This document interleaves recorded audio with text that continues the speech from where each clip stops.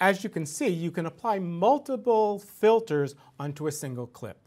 But it's important to note that sometimes the order that you apply those filters will make a difference in the final look of your show.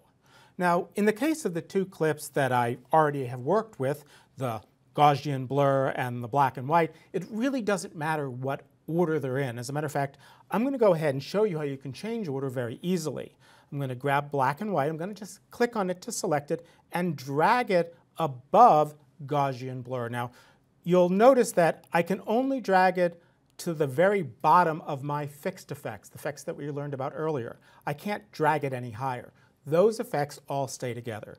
So I'm going to drag it above Gaussian blur and let go, and as you can see, no difference in the way it looks to your viewer. Now let's add a third filter to this. I'm going to step over back to the Effects tab, and I'm going to type in Lens. And there's a filter called Lens Distortion, and what I want to do is, since I'm making it black and white, I kind of want this to look like an old TV set.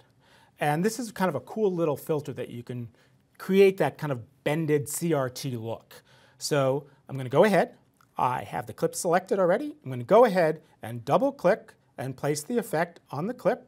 And there we see Lens Distortion. I'll scroll down. And now I need to adjust it because it really didn't do anything because all of its parameters are 0. And I'll click open the disclosure triangle and just move this a little bit to the right.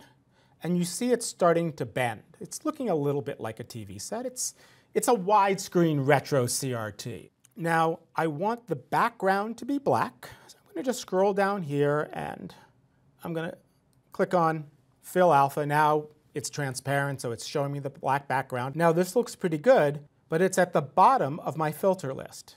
If I take this and I'm going to go ahead and close these, Lens Distortion, and I'm going to make the blur really, really big so you can see the edges. And now if I close my Gaussian blur and my black and white, I'm going to go ahead and put the Lens Distortion on before.